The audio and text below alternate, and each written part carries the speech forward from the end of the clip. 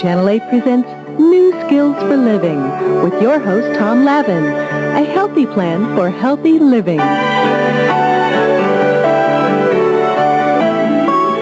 Hello, I'm Tom Lavin. Welcome to New Skills for Living, a show dedicated to healing and wholeness in our community. Today we've got a really good show about change and about how people change. Maybe you've wondered if you can change, or you've wondered, can you change someone else? Maybe you've also wondered if therapy can be helpful or seeing a counselor can be helpful for you or your family or your marriage to help you make some changes that you'd like to make. So that's what our show is about today, and we have an excellent guest to guide us through this topic of change in therapy, and that's Dr. Tom Harrison. Dr. Harrison is a professor and chairman of the Department of Counseling and Educational Psychology at the University of Nevada. And that's the department that when you look at our community and you see people counseling in agencies, or you see marriage and family therapists, or people who are school counselors, many of those people in our community got their education and training through this department, the Department of Counseling and Educational Psychology at UNR. So, Dr. Harrison, it's great to have you here. Thank you, Tom. Yeah, thank you so much for being here. So this idea of change, Tom, can people change? Well, you know, Tom, I think that people are changing all the time. I think when folks pose the question about, you know, can I change or am I able to change somebody else, I think we often forget that even at a cellular level, we're changing all the time. The world is changing all the time. So I do thoroughly believe that folks are always changing. It's a question of whether they recognize the significant changes or the changes that make a difference in their lives. Mm-hmm. And, you know, when you ask that, I was also thinking about the idea that I think that people change through a process. They first become uncomfortable. Then there's a concomitant anxiety that goes along with that. And then the third thing that a lot of people don't, I think, understand or recognize is there has to be a certain amount of preparation time where one prepares themselves for the change. Mm-hmm. So, yeah, definitely think people are changing all the time. So could you talk to us a little bit more about this stimulus of someone starts to feel uncomfortable? What, can you tell us more about that? Sure. Well, you know, I think one of the things is that pain is a great motivator. And a lot of times people are in pain but don't recognize it as pain. They sometimes short circuit and think that the pain they experience would be a physical pain or something that's very punctuated emotionally. But there's a low-grade pain that a lot of people, I think, experience. And they can live with that for an awful long time. So sometimes it's a spouse. Sometimes they're looking at somebody and go, boy, I'd like to be like that, which punctuates their awareness of the pain. And I think once their pain becomes aware or they become aware of it, then I think they have decisions to make at that point. So that if someone has a certain behavior, like they're verbally violent or there's been domestic violence in a family, or someone is having a problem with procrastination or with alcohol or drugs, or so that eventually then there's a certain kind of pain that they might experience that prompts them to look at changing? Yes, and you know, sometimes really what we're talking about are differences that make a difference in the person's experience, and they can go through life in that sense of ambivalence. They know they've got an issue, but they think they might want to do something about it, but the next day they're not sure they have the issue, and you can kind of waltz for a long time like that. So sometimes it's a catastrophic event, or it is something that the spouse says, or serendipitously it's just an epiphany that they have that today's the day I've got to do something about this and I'm going to start. And it's always the first step. Most people, when they start thinking about change, think about what it's going to look like way down the line, and really the first step to change is the first step, deciding that I want to do something about it. Okay, so there's kind of an awakening that occurs where someone says, well, maybe I can live differently, maybe I can respond or react differently in my life, and then I'd feel better if I did. Absolutely. It's hopefulness in that way. They become hopeful. You know, one of the things that I liked about what you were saying is that also we can change. Maybe we feel some discomfort because maybe we're not the best that we can be, and so you're kind of referring to seeing someone or something that kind of inspires us. Absolutely. Can you talk a little bit about that, Tom? Well, sure. I think a lot of times folks live a life that's not fully engaged, and in that sense they kind of diminish the hopefulness for a change or a better life, and it also goes along with the lack of dreaming. I don't think a lot of people really try to dream and then try to live their dreams, you know. And I think that's probably real that we don't. I mean, I'm not saying it's an easy thing to do, but that idea of hopefulness, so seeing somebody else being able to do something, feeling inside myself that I can be different, I think that instills a type of hopefulness that puts them on a path that really has its own energy, its own chemistry, its own life, really. So, as a therapist, Tom, then you would say that you've seen this idea of role models in society, whether it's a parent or a big brother or a big sister or someone that we might aspire to become like them, that really can play a role in kind of a ripple effect in someone's life, aspiring to be that and then becoming that kind of person, a really good, effective, creative human being, huh? Absolutely. And I think what happens is that when we see somebody that we want to aspire to, we assume that when we see them, that is the way that they are their whole life. And in a sense, that eliminates me because I don't live that kind of life that they do all the time. And so part of it is understanding that what we see is just a freeze frame. It's just a cross-section of somebody's life. And I'm not really that different from that person that I kind of froze in that good view of, boy, I'd like to be like them. Because in the end, we probably are more like them already than we really are aware of. So when we normalize that, it provides the hope.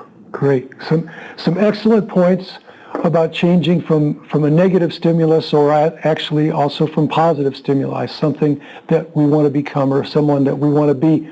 After this brief break, we're going to talk more with Dr. Harrison about why might someone go see a therapist to help support them in making some changes. We'll see you after the break.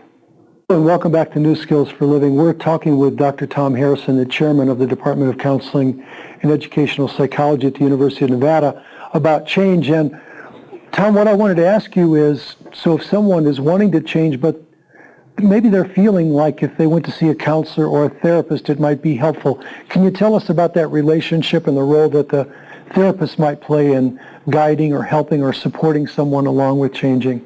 Sure. You know, I think that the most common view is that therapists have to kind of rehabilitate someone. And I think that we're kind of trying to change that in the department where we're looking at our help as more of a coach in the sense that we help individuals and couples and families organize their experience in a way that leaves them feeling empowered to be able to do something about it. Because more often than not, you know, from your own experience, I'm sure you know that too as a therapist, that really most of the tools are already there. Most of the awareness is what you're working with. That behaviors are there, but they don't quite understand why they're doing what they're doing or how they give their power away or how they try to overpower somebody when they didn't really mean to. So a lot of what I think the counseling, coaching, therapy really needs to focus on is just helping people organize the experience in a way that's meaningful and connecting. So they would be connecting what to their pain to have them change or connecting to their dream of who they might want to become? It's all of it. I think it's connecting with the therapist because I think you'll find that no matter what kind of therapy the therapist uses, it all comes down to the quality of the relationship between the counselor, the therapist, and the people with whom they're working. And sometimes that relationship is collateral. It moves inside their family. So what we're doing is not focusing so much on our relationship with them as much as we're enhancing the relationship that already exists in their family, their units. Could you talk a little bit more about the quality of the relationship that might exist between someone who's seeking counseling and the therapist? What type of qualities would someone look for in a therapist that might guide them or support them?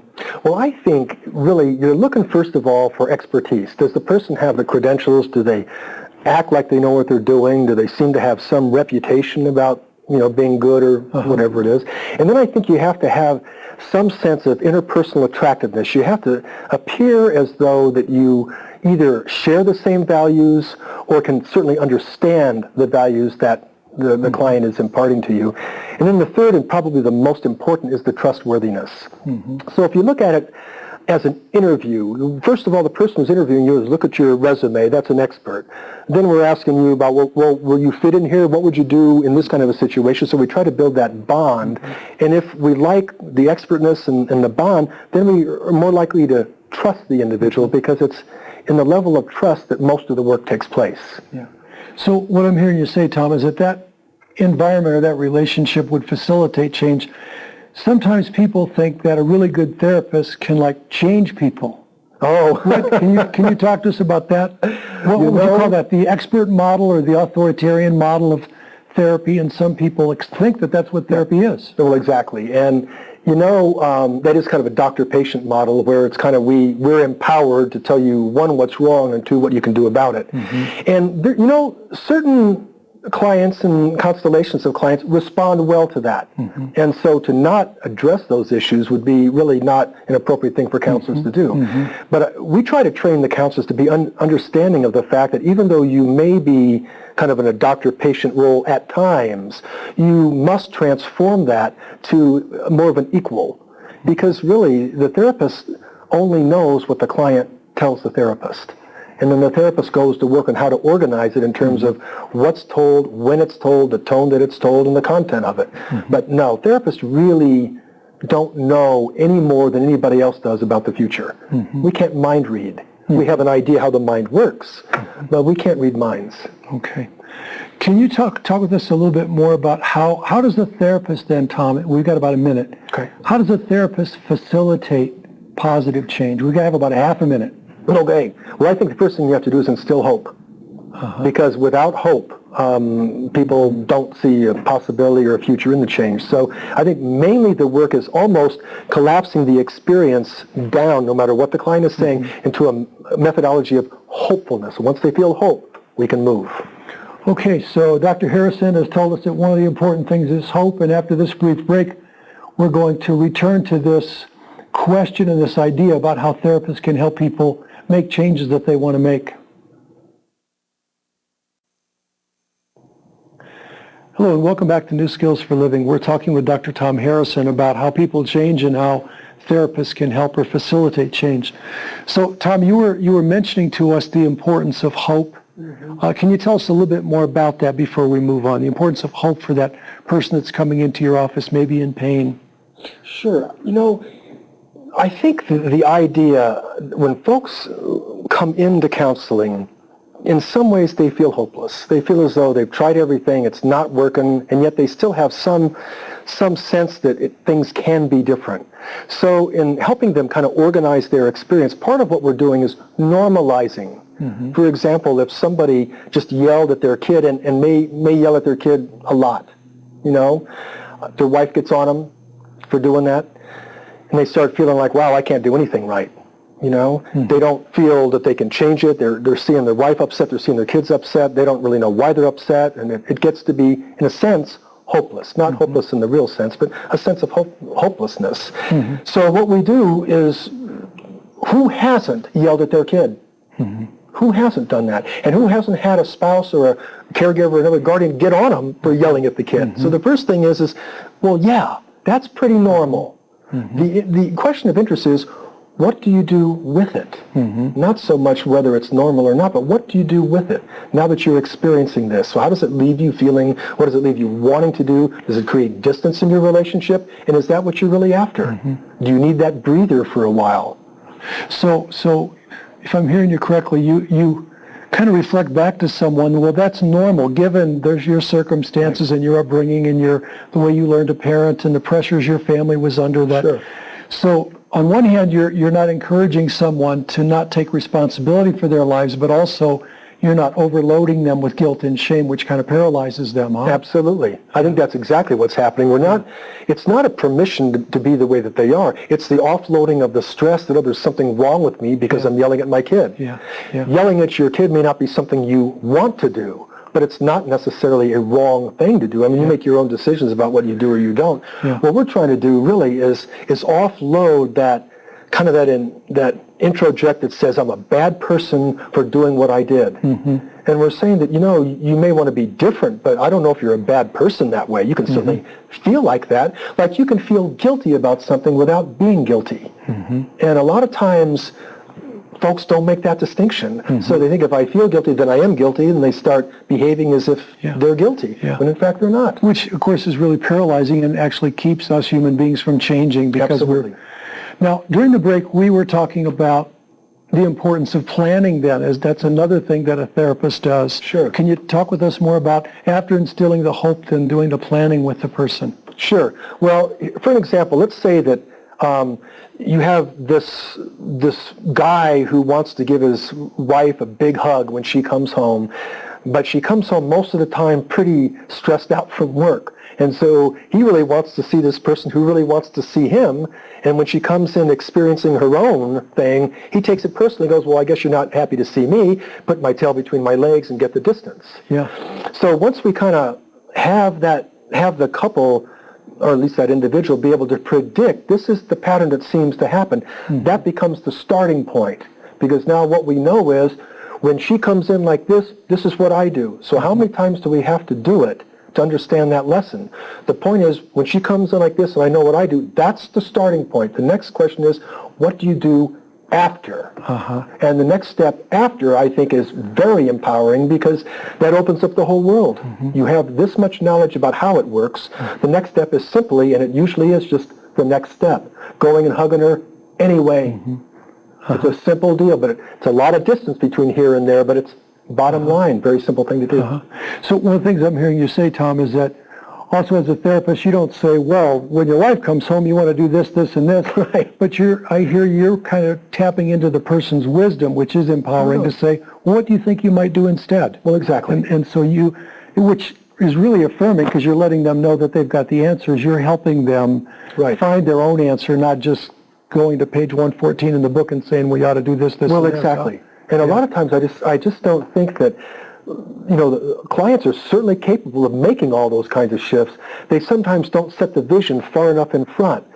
And so instead of looking past their needs and their spouse's needs, it'll get short-circuited because they get derailed by the actual experience. And I try to remind them that, well, you know that that's coming. She's going to come through the door. She's going to be acting like that. And this is what you do. You can start from this point, knowing she's doing this, and you do that. Now what can you do? So we try to alter or offer alternatives that are hopeful. Great. Well, that's some excellent expertise that we're having access to with Dr. Harrison. Dr. Harrison started talking about couples, and when we come back for the fourth segment, we're going to be talking more about couples therapy and how therapists help couples make changes that they want to make.